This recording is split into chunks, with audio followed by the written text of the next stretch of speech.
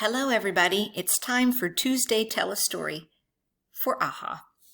And I'm going to tell you the story of Hank and the Tooth Fairy today. Hank and Midnight came in off the range after a hard day of herding cows. Hank led Midnight into the corral, right here.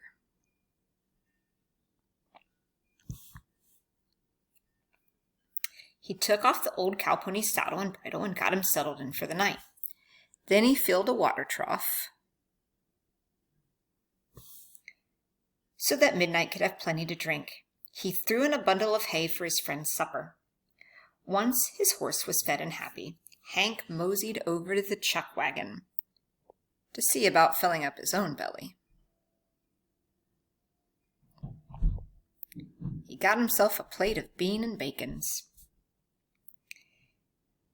He sang some cowboy songs with the other cowboys, he told some cowboy stories, and he played his harmonica for a spell.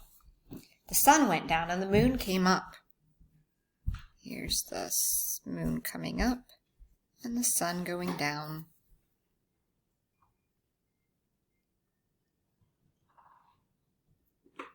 And by it was time for bed. Hank got out his toothbrush and commenced scrubbing his teeth. Here we have Hank's toothbrush.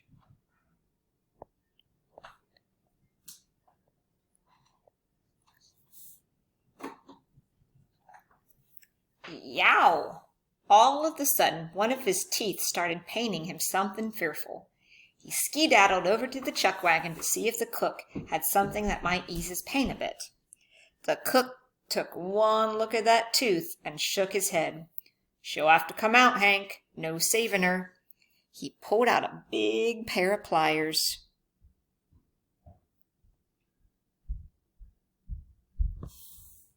He latched onto that tooth and he pulled. He pulled and he wiggled and he twisted and he pulled some more until finally, pop, out came the tooth. "Well," said the cook, dropping the tooth into Hank's hand, "what you gonna do with this now? She ain't gonna be chewing no more steak, that's for sure." Hank looked at the tooth. "I kind of thought I might put it under my bedroll. I used to do that when I was a young'un, and I always got some money." "Can't hurt to try," said the cook. So when Hank rolled out his bedroll for the night,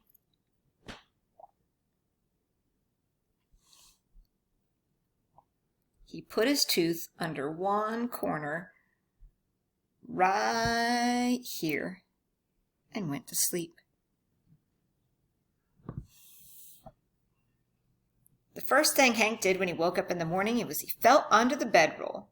By gum, there's a shiny new dollar right here. "Hot dog," said Hank. "That's more than I got when I was a kid. I guess they pay by weight." Hank got up and he started to roll up his bedroll when he saw something moving over by the chuck wagon. Well, I'll be doggoned. There was a tooth fairy sitting drinking a cup of coffee. Hank sneaked up real quiet.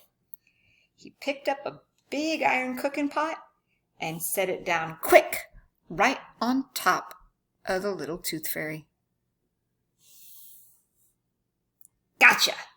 From inside the pot, Hank could hear the fairy's tiny voice. "Please let me go. Please, mister. There's boys and girls all over the world waiting for me to come and fetch their lost teeth." "I'm going to let you go," said Hank. "I just want to show you to the cook first." No, you got to let me go now."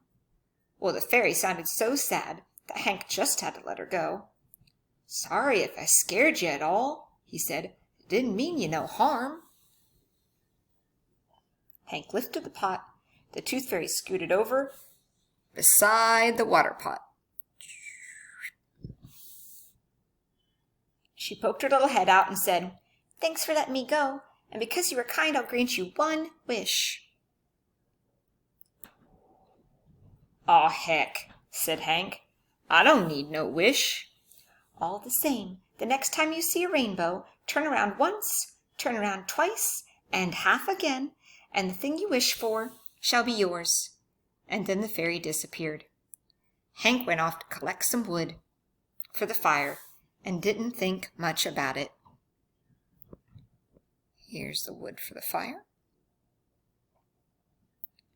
Then he saddled up old Midnight, and the two of them headed out onto the range. So it just so happened that a huge thunderstorm was rolling in that afternoon.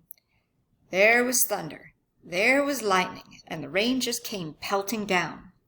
But when the clouds rolled over, there over the hills, Hank saw a beautiful rainbow.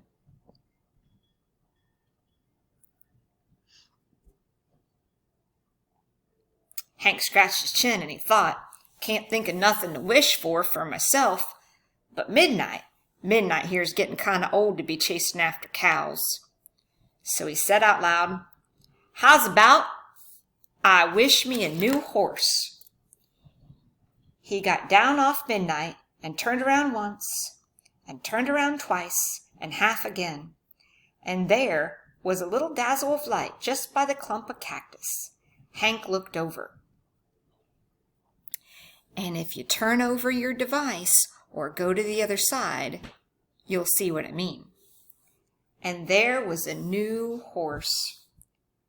That's a new horse, all right, he said, but it ain't exactly what I had in mind. But he took that horse into town and gave it to his nephew. And you should have seen the smile on that boy's face when he saw his new horse. Thanks, guys. See you later.